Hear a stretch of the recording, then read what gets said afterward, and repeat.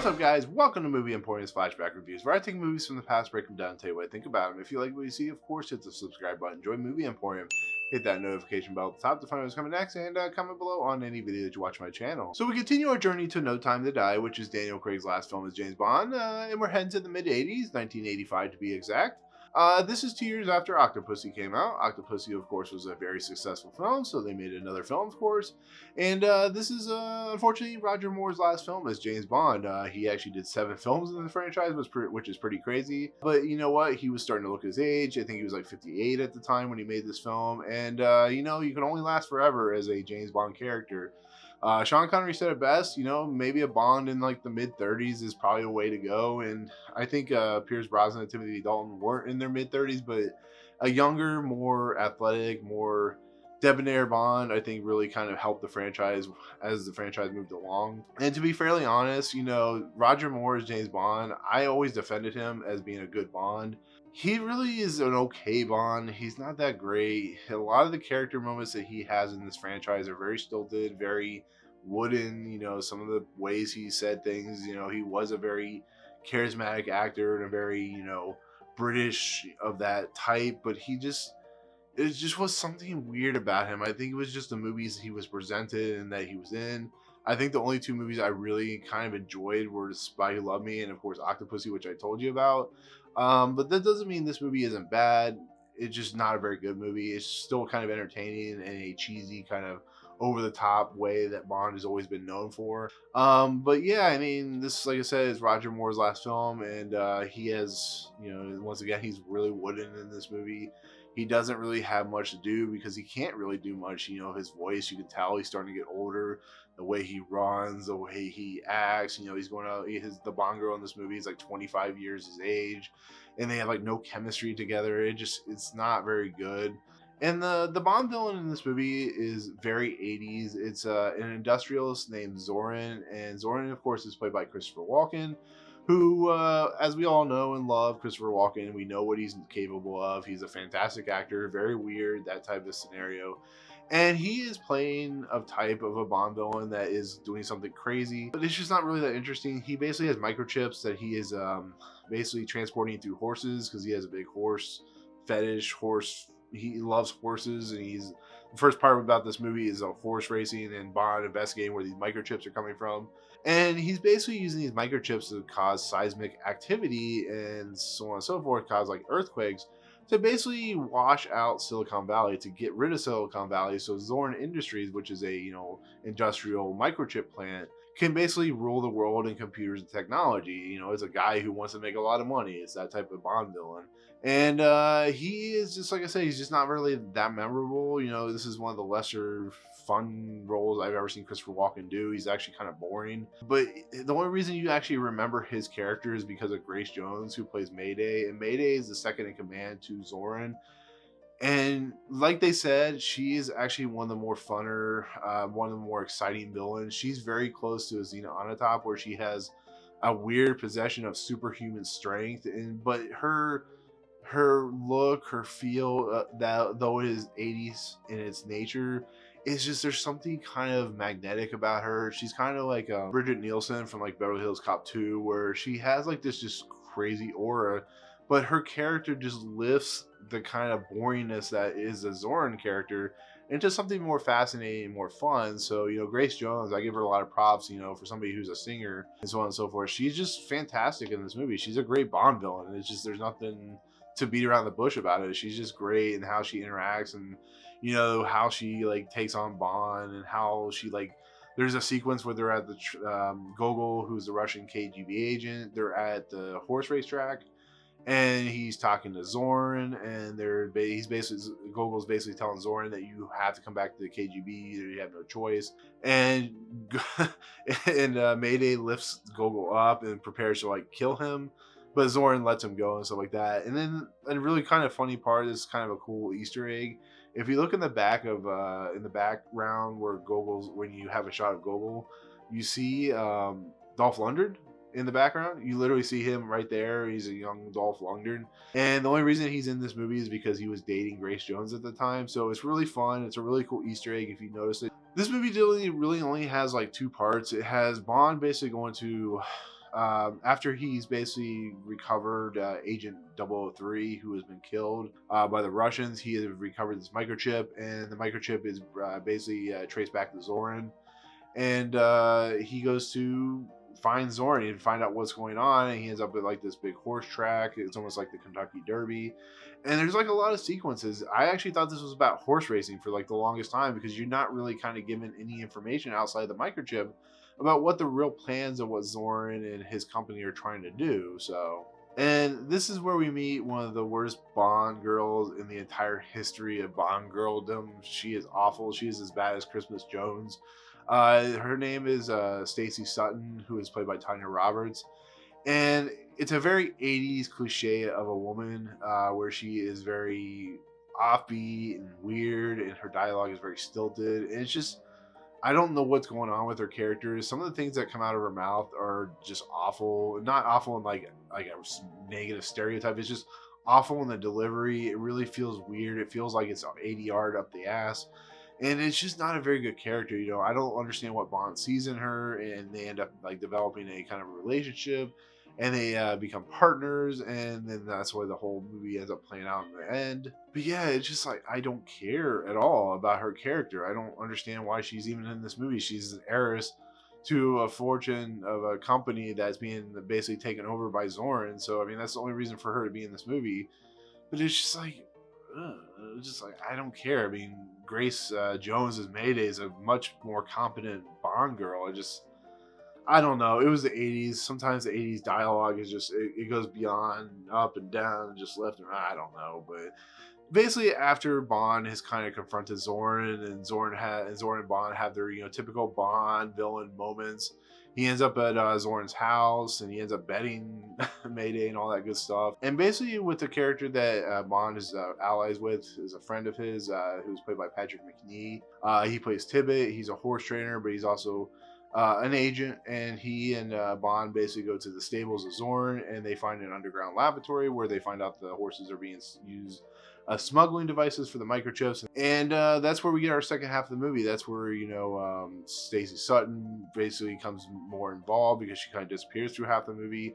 The movie heads to San Francisco, where we kind of learn what Zoran is really doing with the whole seismic activity. And it turns into a typical Bond film, where Bond has to take down Zoran.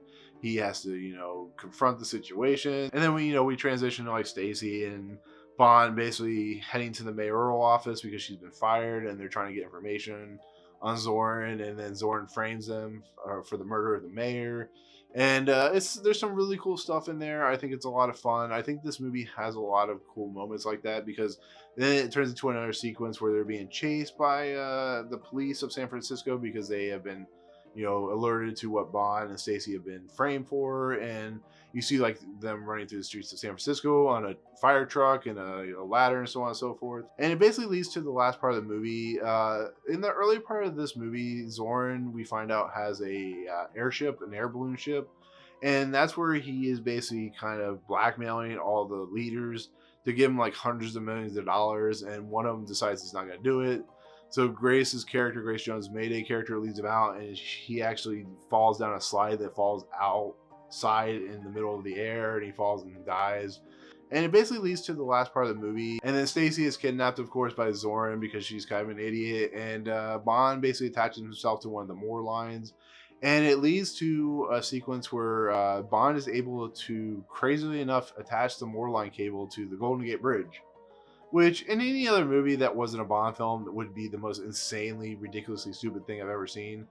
But here it's actually kind of fun, because there's a character in this movie who's like a Nazi general who has been planning and helping Zoran with this situation. But because the airship is attached to the Golden Gate Bridge, there's no hope of escape. You know, the airship's not going anywhere. So Zoran is going to do whatever it takes. He's going to try and destroy the Moor line as well as Bond, but Bond gets the upper hand, and Zoran falls to his death into the San Francisco Bay. He's dead. That's the end of his character. So Zoran's officially dead, but we still have to take care of the Nazi scientist and his Zoran's goon. And what are they going to do?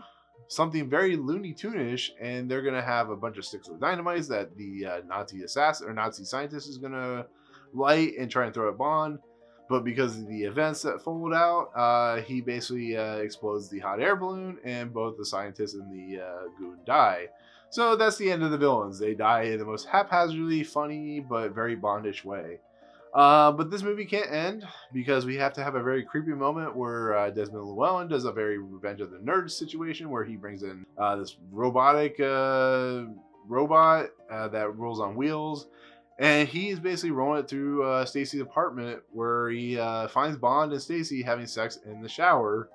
And that's not creepy and very Revenge of the Nerds at all. That's typical of what Desmond Llewelyn will do as Q. Not really. So that's a very unsettling, weird moment to end this film on. But yeah, that's it. That's A View to a Kill in a nutshell. It's a very strange movie. To be fairly honest, I made jokes about this movie as I was talking about it, with you guys. The movie isn't the worst thing in the world. It's not that bad, but it's still pretty awful. I mean, when you have the scenario of that is very 80s in its nature, stuff like that is going to be very outlandish and very goofy. And it's Bond, and it's, Roger Moore Bond, so everything's cheeky and goofy and cheesy and over the top. So it kind of works in a way, but just Roger Moore is so stilted in this role, especially this movie. He feels his age, and it becomes like a problem, I guess you could say. But yeah, with that said, this isn't the worst of the whole entire franchise. There are much worse films in this franchise, like Die Another Day and Diamonds Are Forever. But it's just the fact that it's a very 80s film. It's a very weird and goofy and cheesy movie. It just kind of trips over its own feet, and it becomes like a goofy satire more than anything. But I don't hate it. I don't love it. I just had fun with it. I enjoy what Christopher Walken and Grace Jones were doing. To an extent, Roger Moore being his last film, I do have respect for what he is doing as James Bond. But like I said, it's very stilted and very wooden. So, but yeah, it's the last film, like I said, of Roger Moore. It's the last one he ever did. I think, honestly, if things had worked out like they should have, they could have brought in Timothy Dalton earlier. I think maybe this film could have worked a lot better, but it is what it is. I think it's very interesting to see that actually after Roger Moore, they wanted to bring in Pierce Brosnan.